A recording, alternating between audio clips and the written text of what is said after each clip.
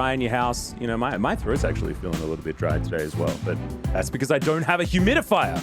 There you go. Just completely ruined. As we're going to have a look at these team comps one last time. Afrika with a little bit more focus on team fight with this particular loadout, whereas on the Live Sandbox side, certainly a lot more, you know, laning focus and being able to skirmish. We'll see how Summit's going to do on the Akali as well, because this is going to take a lot more finesse if they are going to go for the 5v5s. But I do like, you know, the 2v2 on the top side. I think if Graves really gets an advantage here, and I think Croco has had run of the jungle so far. So playing through him, being able to get advantages, I think is a really smart idea here for Live Sandbox. Indeed. We're going to jump into this game right now. I had to do it because you finished your right as we got into it. We basically just talk over this this whole getting onto the Rift thing every time. Taken, so trying to challenge for it, and then goes in and finds out, like you mentioned, that it's actually free. Goes over there. A little bit of hold that thought.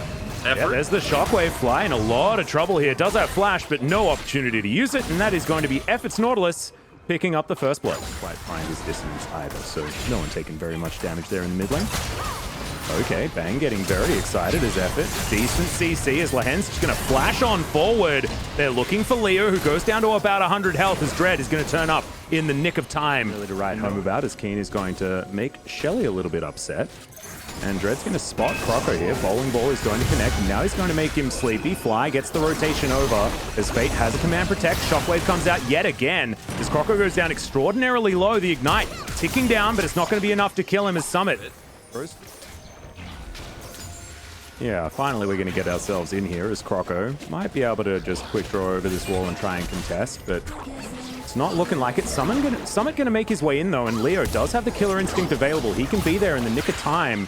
And Afrika, they seem to know this as they're backing away. Effort looking for the fight now as Shockwave comes in, and Summit, massive damage into the backline. The Lilia does not last more than a couple of seconds, and now Summit's zoning everyone away. They'll also grab themselves the Rift Herald. Live Sandbox, a much better early game so far at trying to get rid of these priority targets. Keen. Okay, this is danger. Yep, Keen, he's real dead. Croco's going to steal that one away. Start the Drake early, so all they could do is get a positional advantage here and try to clear up some of the vision. Yeah, as Effort's just going to flash his way in. Croco as well, a lot of damage potential as Fate is going to be able to lock down that kill, and now Live Sandbox are looking for it. The crash down from Lahen's, but unfortunately, it's a little bit too little too late. Bang, the Samira's doing some work, but it's just not enough. That should be the ace. As Live Sandbox, they say, well, I mean, we'll take both the Dragon and the Baron.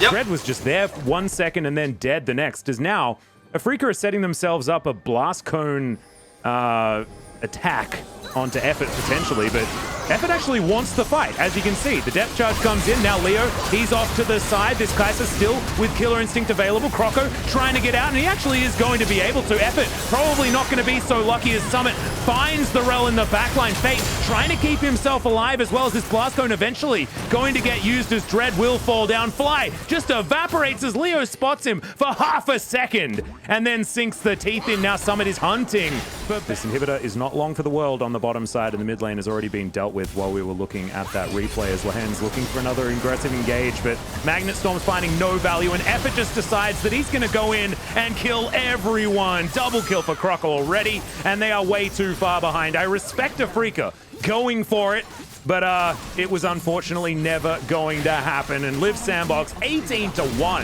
an absolute shellacking here at 26 minutes. Will be taking down the Nexus, and this might be an early night, Wolf. Could be. It could be Atlas. I think the big stats, and look, I mean, he doubled the damage that Fly was able to put out. Fly also having not exactly the greatest of times on his Zoe. That is sometimes real good, but this time was definitely not. Well, the Zoe is also going to have a problem when the whole map belongs to Live Sandbox. You're trying to clear deep wards on your side of the jungle.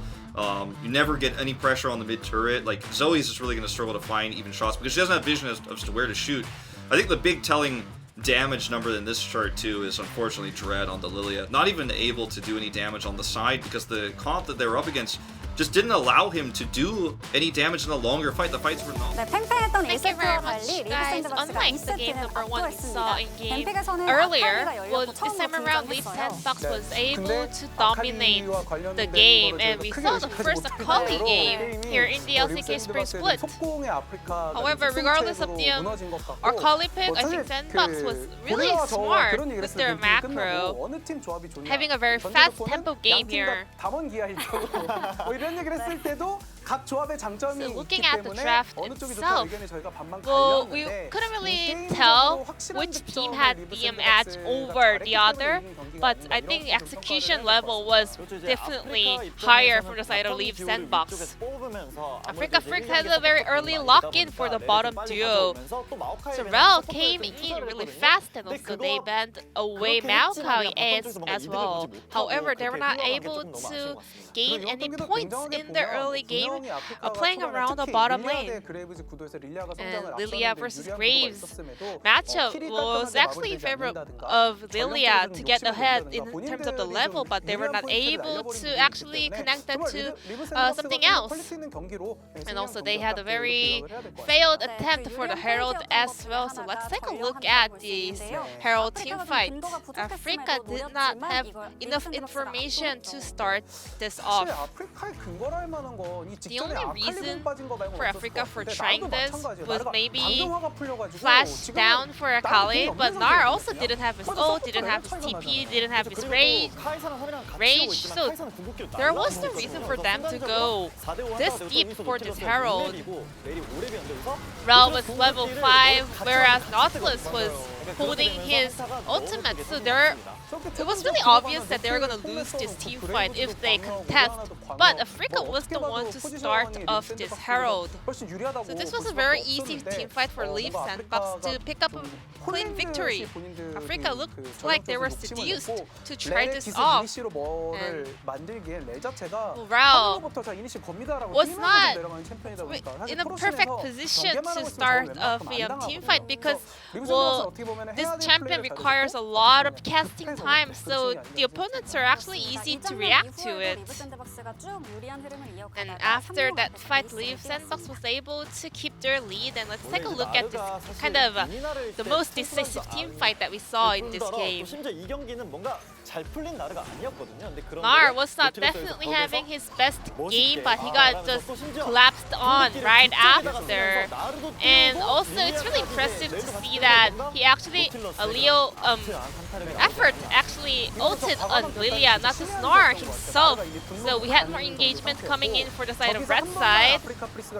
And, well, it is true that Effort was staying away from the vision for a very long time, but we can also kind of point out that Effort was really sharp going in with his flash. And we can really tell that they're really confident for having this team fight open right before the Drake as well. And the POG on the side of Leaf Sandbox will be Effort, having outstanding performance on this Nautilus as usual. 83.3 kill participation and 100% kill participation before 15-minute mark of the game. This is a champion that has a lot of counters in terms of the laning phase, but you know, Len came in as a blind pick, so he was not having a hard time during the laning phase. And post laning phase, you know, we saw how much engagement he made and how much contribution he made as a support player. The Effort was really smart, kind of opting in his kind of options that he had in his hands. You know, some of the hard CCs and chain CCs he can make by himself. Once he had this confidence that this is the angle for actually Leaf Sandbox to win, he just ran straight in and engaged. Africa was looking for a counter engage right here, but Leaf Sandbox was able to take it with a stylish fashion, and also they were already about 10k gold ahead at that point of the game.